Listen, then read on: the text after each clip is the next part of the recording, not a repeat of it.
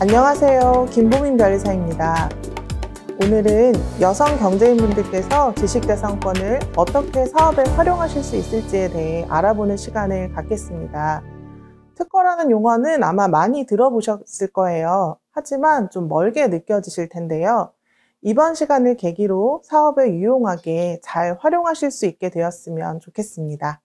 안녕하세요, 변리사님. 지식재산권이 무엇인지부터 설명해 주실 수 있을까요? 지식재산권이라는 것은 영어로는 Intellectual Property Rights라는 용어인데요. 여러 가지 권리들로 이루어진 그런 개념이라고 보시면 돼요.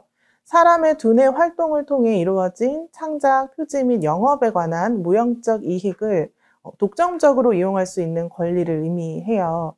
눈에 보이는 유형 자산과는 구분되는 눈에 보이지 않는 무형 자산입니다. 눈에 보이지 않는 내 아이디어가 자산이 될 수 있는 거예요. 특허, 실용신안, 디자인, 상표 이런 산업재산권이 있고요.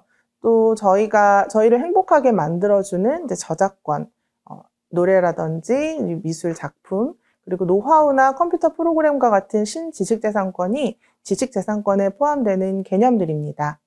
그러면 특허, 실용신안, 디자인, 상표가 산업재산권이라고 하셨는데요. 각각 어떻게 구분이 되는 건가요?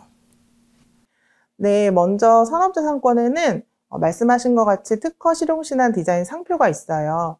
자동차를 예를 들어서 보면 자동차에서 엔진 제어 시스템 같은 건 특허에 해당할 거고요. 이보다는 좀 작은 발명인 백밀러, 컵홀더 같은 건 실용신안으로 보호될 수 있고요. 눈으로 봤을 때 예쁜 차체 형상, 전방 램프의 형상 같은 건 디자인, 그리고 그 차의 이름이나 제조사는 상표로 보호받을 수 있을 거예요. 쉽게 화장품을 예를 들어서 다시 설명드리면 화장품 조성이나 기능성 성분은 특허, 기능성이 있는 용기는 실용신안, 특이하게 예쁜 향수병의 모양은 디자인, 화장품 이름이나 제조사는 상표입니다. 그럼 노하우는 특허랑 다른 건가요? 네. 특허는 그 기술 내용을 공개하는 대신 독점 배타적 권리를 주는 것에 반해 노하우는 비밀로 유지돼야만 경제적 가치가 있는 거예요. 노하우의 대표적인 예로는 KFC 치킨 양념 제조 방법 레시피, 코카콜라 원액 성분 및 배합비 같은 것이 있습니다.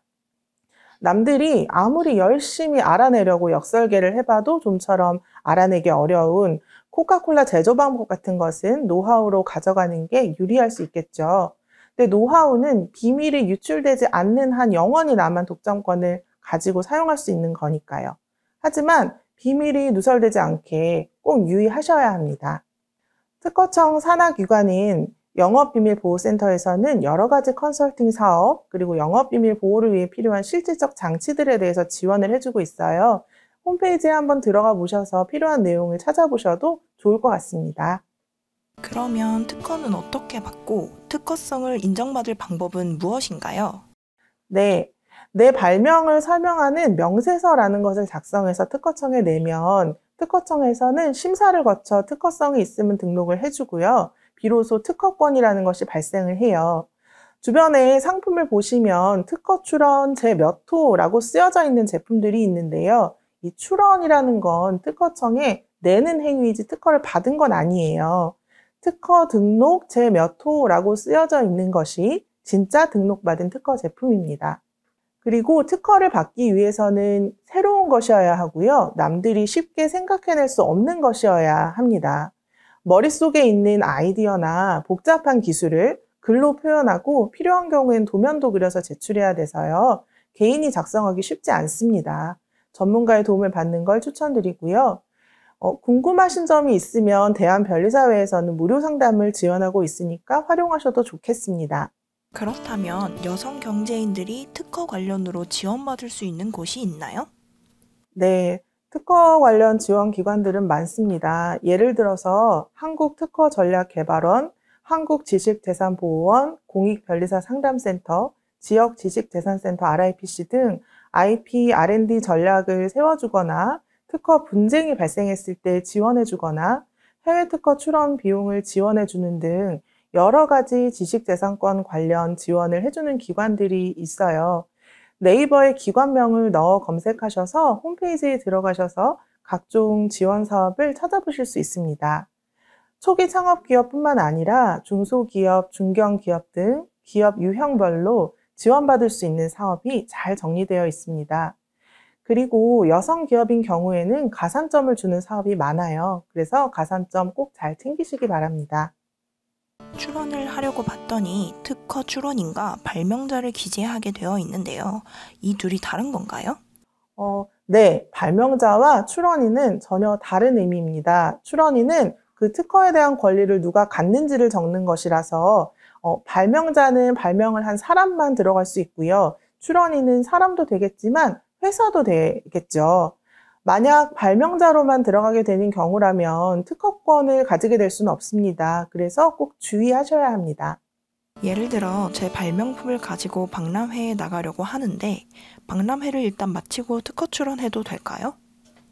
아니요. 되도록 특허 출원을 먼저 하고 박람회에서 발명품을 공개하는 것이 바람직합니다. 내 발명이라고 해도 특허 출원 전에 공개를 시켜버린다. 그러면 신규성이 없어서 특허를 받지 못하게 될 수가 있습니다. 물론 우리나라, 미국, 캐나다, 일본 등에는 내 발명을 공개했을 때 공개일로부터 1년 이내에 특허 출원을 하면 봐주는 제도가 있어요. 근데 이런 봐주는 제도가 없는 국가들이 훨씬 많습니다. 그래서 해외 출원을 할 계획이 있으시다. 그러면 더욱더 발명이 공개되기 전에 출원하는 것이 바람직합니다. 보통 특허 출원부터 등록 받기까지 얼마나 걸리나요? 그리고 혹시 빨리 받는 방법은 없을까요? 네. 심사 순번대로 심사를 하기 때문에 등록 받기까지 걸리는 시간은 다 다르지만 보통 1년 반에서 2년 정도가 걸려요. 빨리 받고 싶으면 우선심사 신청이라는 것을 하면 되는데요. 특허 우선심사 신청으로 검색하면 나오는 요건들에 해당되는지를 먼저 보시고 신청하시면 됩니다. 예를 들어 발명품을 가지고 사업을 준비 중이거나 하고 있는 경우, 이런 경우에도 우선심사 신청이 대상이 됩니다. 그러면 특허권을 팔 수도 있나요? 네, 특허권 양도할 수 있습니다. 아니면 특허권에 대해 제3자에게 실시권을 줄 수도 있어요. 특허권 이전은 권리 자체를 넘기는 거고, 실시권 주는 것은 내가 특허는 계속 갖고 있지만 다른 사람에게 이 발명을 실시할 수 있는 권리를 주는 거예요. 필요에 따라 적절히 활용하시면 됩니다. 해외 특허는 꼭 받아야 하는 걸까요? 우리나라에서만 받으면 되지 않을까요? 네, 좋은 질문이세요. 해외 진출 계획이 있다면 해외 출원을 꼭 해야 합니다. 속재주의 원칙이라는 것이 있어서요. 우리나라에서만 특허를 받았다. 그러면 중국에서 다른 사람이 모방 제품을 만들어 파는 걸 막을 수가 없습니다. 그래서 만약에 내가 해외 시장에 진출할 계획이 있다고 하면 해외에도 특허를 받아놔야 합니다. 해외 특허 아무 때나 할 수 있는 건 아니고요. 한국에 특허 출원했으면 그 날로부터 1년 이내에 하셔야 돼요. 그 기간을 놓치지 않게 미리 준비하시면 좋겠습니다. 네, 오늘 준비된 내용은 여기까지입니다. 오늘 여러 가지 내용들을 봤어요. 지식재산권이 뭔지, 특허 노하우가 어떻게 다른지, 또 특허를 어떻게 받을 수 있는지, 해외 특허가 왜 필요한지에 대해서 알아봤습니다. 그리고 각종 특허 관련 지원 기관들이 있어요. 그래서 이런 사업들을 잘 활용하셔서 여러분 사업에 도움이 되었으면 좋겠습니다. 짧은 영상이지만 도움 되셨길 바랍니다. 저도 여성 경제인의 한 사람이에요. 여성 경제인 분들을 응원합니다. 감사합니다.